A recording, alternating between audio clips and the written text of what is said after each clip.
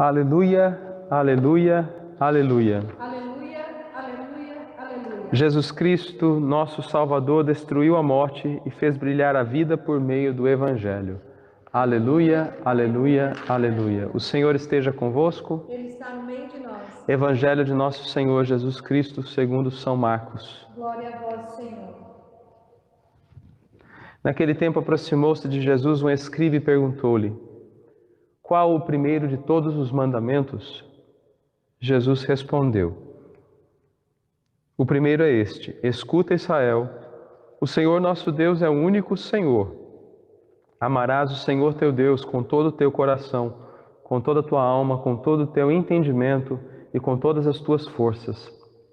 O segundo é este: amarás o teu próximo como a ti mesmo. Não há nenhum mandamento maior do que estes. Disse-lhe o escriba: muito bem, mestre, tens razão quando dizes: Deus é único e não há outro além dele. Amá-lo com todo o coração, com toda a inteligência e com todas as forças, e amar o próximo como a si mesmo, vale mais do que todos os holocaustos e sacrifícios. Ao ver que o escriba dera uma resposta inteligente, Jesus disse-lhe: não estás longe do reino de Deus. E ninguém mais se atrevia a interrogá-lo. Palavra da salvação. Glória a vós, Senhor. Pelas palavras do Santo Evangelho, sejam perdoados os nossos pecados. Amém. Irmãos, quando nos perguntamos aquilo que nós devemos fazer para que a vontade de Deus se realize em nossas vidas, qual deve ser a nossa conduta, a nossa maneira de pensar, a nossa maneira de decidir as coisas, mediante a tudo que temos, a qualquer situação, mediante nossos planos, nossos sonhos, aquilo que achamos ser correto ou errado, aquilo que pensamos ser a vontade de Deus ou não, aquilo que vemos na televisão e pensamos ser o certo ou errado, é fundamental que tenhamos diante de nós o filtro que nos mostra o caminho correto, as lentes que nos possibilitam enxergar a vontade de Deus. E esta lente é expressa por Cristo no seu Evangelho, quando nos dá a boa notícia.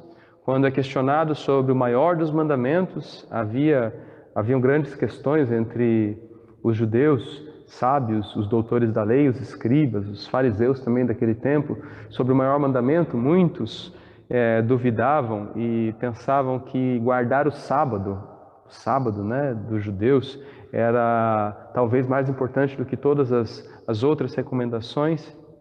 Quando Jesus é questionado, ele fala sobre o amor. O Senhor é o único Deus. Escuta isso. Amarás o Senhor teu Deus com todo o teu coração, com toda a tua alma, entendimento, suas forças. E o segundo é este: amarás o teu próximo como a ti mesmo.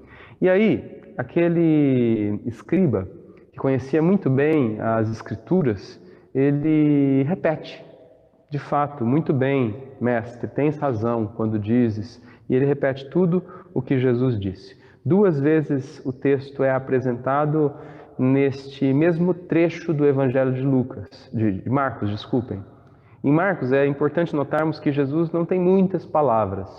Jesus muito mais faz do que fala no evangelista Marcos. É um evangelho curto, o mais curto deles. E o mais antigo também, segundo os estudiosos bíblicos. Mas aqui, todas essas linhas são repetidas.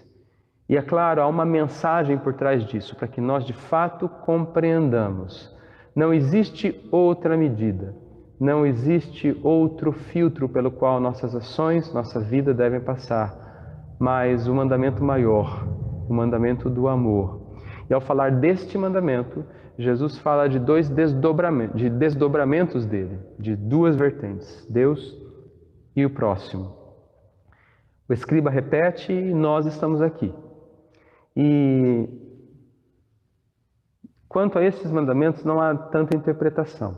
Nós podemos até tentar interpretar ao nosso modo, mas é bem claro que o Senhor nos diz: o amor da entrega da vida, o amor do perdão incondicional.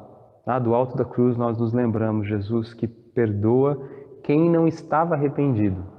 O amor cristão nos chama a entender que estar diante de Deus com tudo que somos, ter o Senhor Jesus como centro da nossa vida, da nossa história, amar a Deus de todo o coração, da alma, do entendimento, com as forças, todas essas palavras também significa amar o nosso próximo como a nós mesmos. Na primeira leitura de hoje, nós vemos este trecho da segunda carta de São Paulo a Timóteo. São Paulo estava na prisão. Ele reafirma a centralidade da ressurreição dos mortos. E é por essa ressurreição, por essa verdade, que ele sofre as cadeias, ele está preso. Ele está preso como um malfeitor, mas ele compreende que o Senhor está com ele, que a ressurreição, por ela vale a pena lutar e proclamar a vitória do Senhor sobre a morte, a conquista da vida plena para nós, vale a pena. Esse texto é lindo. A palavra, mesmo que eu esteja preso, ela não está presa. Eu tudo suporto por causa dos eleitos, daqueles que o Senhor escolheu, para que todos tenham a salvação em Jesus Cristo. E aí ele diz esse texto bonito, né? Se morremos com Cristo, também com Ele viveremos. Se sofremos com Ele reinaremos.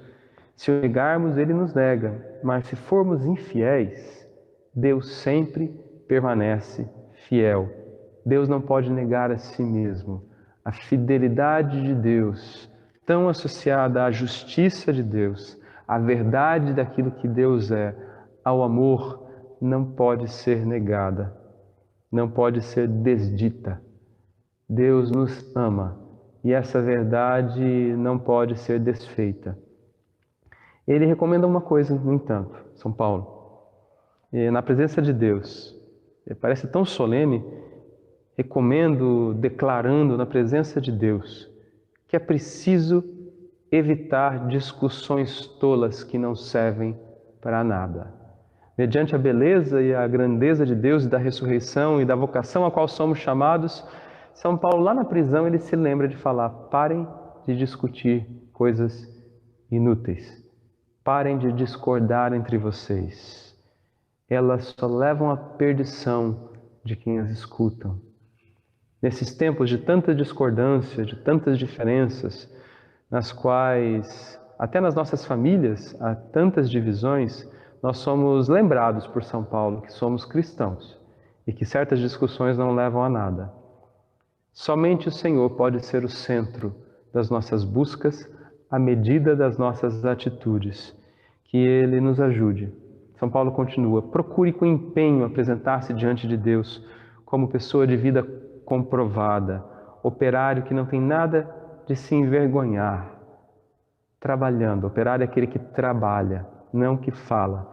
Que o Senhor nos ajude, que Ele nos ajude a viver a sua palavra, o amor a Deus e ao próximo. Amém. É hora de ofertarmos